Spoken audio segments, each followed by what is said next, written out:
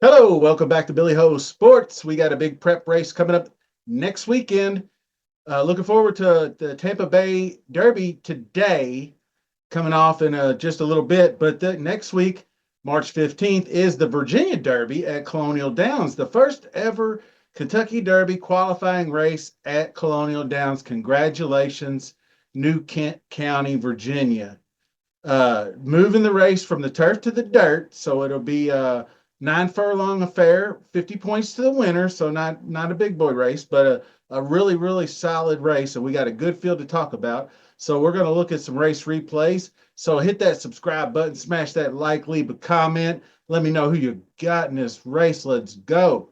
Like I said, 9 furlongs, but the transition to dirt for 3-year-olds. Number one calling card. Colt, I'm not going to have much interest in. New York bred by Complexity. Didn't sniff the board in two prep attempts so far. Good luck to Lou Armacado, who gets the assignment. Number 2 is the one I will probably have interest in, John Hancock. That's Brad Cox. He is going to have his hands full this race with a few others we'll mention in a minute. Broke his maiden debuting at Tampa.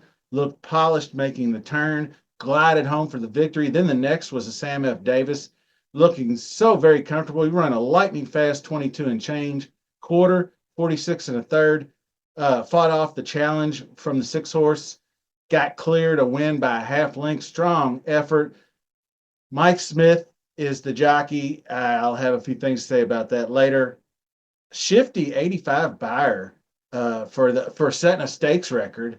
To be frank, was a lightning fast day, but so was the Rebel when Cole Battle won, and he got a 91. So I don't know. Buyer figures can be tricky. That's why I always trust Brisnet, because I just feel more comfortable with that. Passing up on the Tampa Bay, Mike Smith, gross is what I got to say about that. So, number 3, American Promise, Colt by Justify, Dwayne Lucas, 3-year-old, 8th start in the Risen Star. Saved ground on the rail, was in the thick of it, but not able to rally, so it was kind of a tough day. But no one else was either. That was Magnitude's show all the way.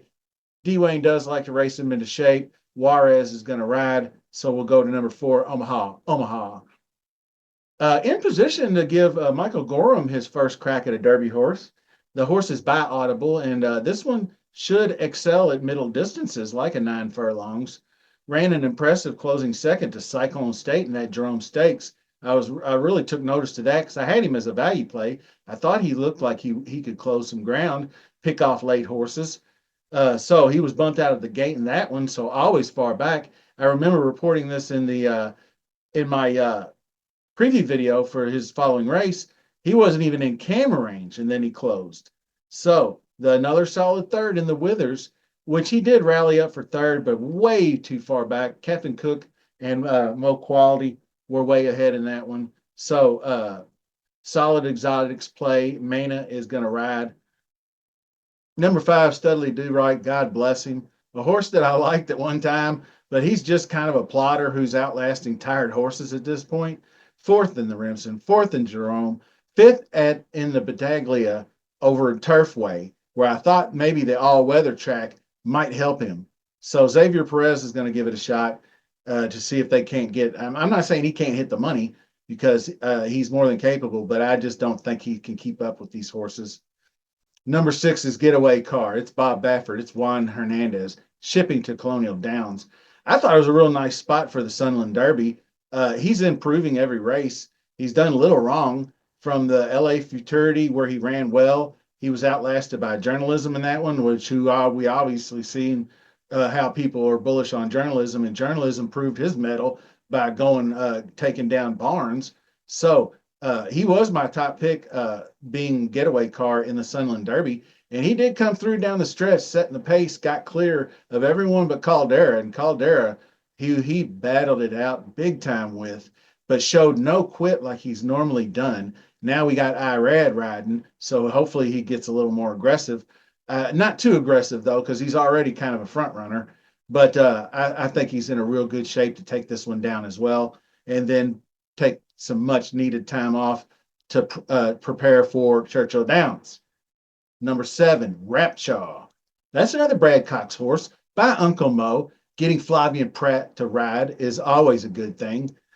Began his career going a mile on the Gulfstream Park dirt. Chased Todd Pletcher's Vassimo, who's another contender out there, very good horse.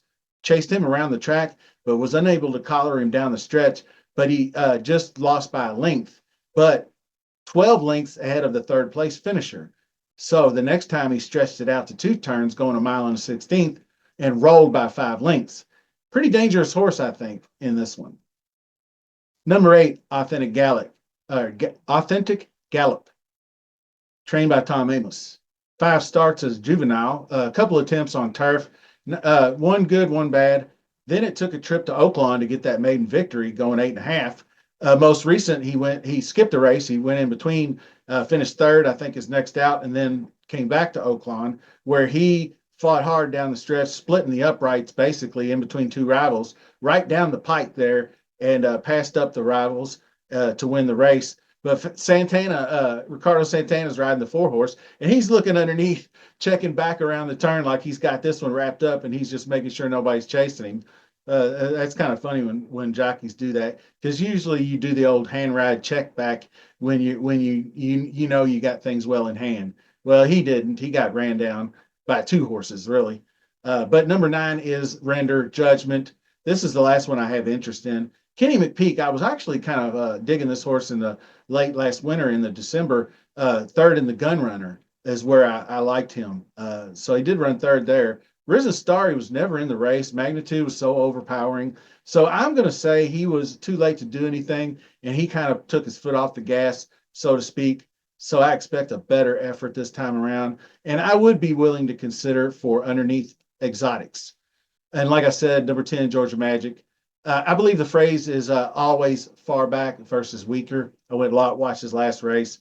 Not much there. So ultimately, early looks, I'd like a better rider than Mike Smith on John Hancock. Don't get me wrong, Mike Smith has had a stellar career, but it just seems like the last couple of years, he hasn't been all that great. He's been about a 10% winner every time I check him. So being on a great horse maybe helps. He might maybe just not getting the mounts he used to get. So being on one of the best horses in the race might make a huge difference. But I've seen him ride great horses to very average results. So I'm not 100% confident in that. So I'm sticking with Getaway Car, who I would take regardless for the win. I ran aboard Bob Baffert, front runner. He's going to get out front and maybe have things his own way. We'll see. But better and better. Omaha will be closing. I think he can pick off and get a slice. Rapture is also an underneath play that I will be looking for. So, no gaming. Everybody thought gaming was going. I went through those 10 horses in the field, no gaming.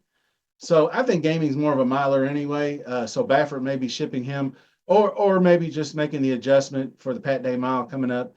But anyway, I appreciate you joining me today. Be on the lookout for more Derby content. Smash that like on your way out. We'll see you soon. Go Cats.